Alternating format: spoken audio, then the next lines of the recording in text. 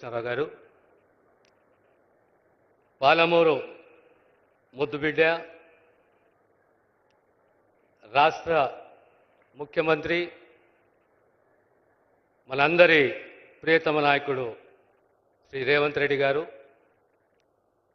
జిల్లాకు సంబంధించిన గౌరవ శాసనసభ్యులు, శాసన మండలి సభ్యులు, వివిధ కార్పొరేషన్ చైర్మన్లు, పెద్దలు, కాంగ్రెస్ అభిమానులు, యువకులారా, నా అక్కలు చెల్లెళ్ళు, పాత్రికేయ మిత్రులారా, నేను రెండే అంశాలను ప్రస్తావించదలుచుకున్నా. సమాజము ఏ రకంగా ఉండాలి, సమాజంలో సగ జనాభా మహిళలు ఏ రకంగా సమాజంలో ఎదగాలి, వారికి ఆర్థిక స్వావలంబన, ఆర్థిక సాధికారత, అదే రకంగా సమాజంలో ప్రమాణాలతో కూడిన విద్య, పేదవాని ఆరోగ్యం ప్రభుత్వ బాధ్యత, సంక్షేమ భద్రత ప్రభుత్వానిది, రాజకీయాల్లో దేశంలో ఓ చక్కటి నినాదము, జై బాపు, జై భీమ్, జై సంవిధాన్. అంటే మహాత్ముడు, బాబాసాహెబు, రాజ్యాంగము. ఈ రాజ్యాంగమే సర్వరక్షణ, సర్వ హక్కులు కల్పిస్తుంది. బాబాసాహెబ్ ఇచ్చిన రాజ్యాంగము, మహాత్మా గాంధీ గారు మనకు నేర్పించిన సిద్ధాంతము, కాంగ్రెస్ చరిత్ర. ఈరోజు మనం అందరము అంటాము, ప్రజాపాలన ఇది మీ పాలన, ఇందిరమ్మ రాజ్యం అంటాము. తెలంగాణ ప్రాంతానికి, తెలంగాణ రాష్ట్రానికి ఇందిరమ్మకేం సంబంధము?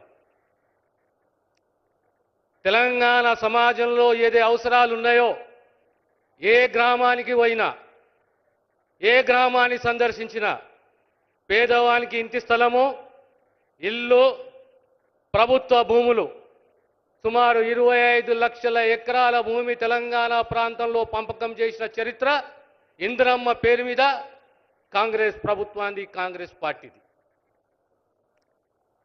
ఇలా ప్రత్యేకంగా మహిళల గురించి నేను ప్రస్తావించదలుచుకున్నా.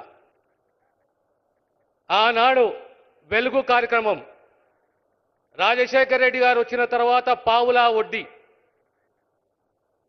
బారానా మేము చెల్లిస్తాము, అమ్మా తల్లి ఆ గ్రూపులు మీరు చెల్లించండి, చారానా సకాలంలో చెల్లించండి, 50 లక్షలు కాదు, 50,000 కాదు, 1,00,000 కాదు, 5 లక్షలు కాదు, 20 లక్షల దాకా మీరు రుణాన్ని తీసుకోండి, దానికి సంబంధించిన వడ్డీ మేము చెల్లిస్తామని చెప్పి ఆనాడు పావులా వడ్డీ కార్యక్రమం.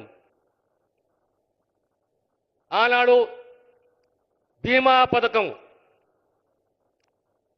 రకరకాల కార్యక్రమాలు తీసుకొచ్చి 2011లో వడ్డీ లేని రుణాలు, ఎన్ని లక్షలు మీరు రుణం తీసుకున్నా దానికి సంపూర్ణంగా వడ్డీ చెల్లించే బాధ్యత కాంగ్రెస్ ప్రభుత్వం తీసుకున్నది. తెలంగాణ రాష్ట్రం వచ్చింది, తెలంగాణ రాష్ట్రం ఇచ్చింది కాంగ్రెస్ సోనియమ్మ. ఇదే మహిళలు ఒక్కసారి ఆత్మ పరిశీలన చేసుకోవాలి.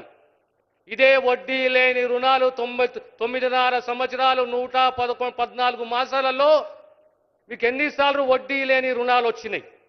ఎన్నిసార్లు మీకు వడ్డీ చెల్లించింది ఆ సర్కార్?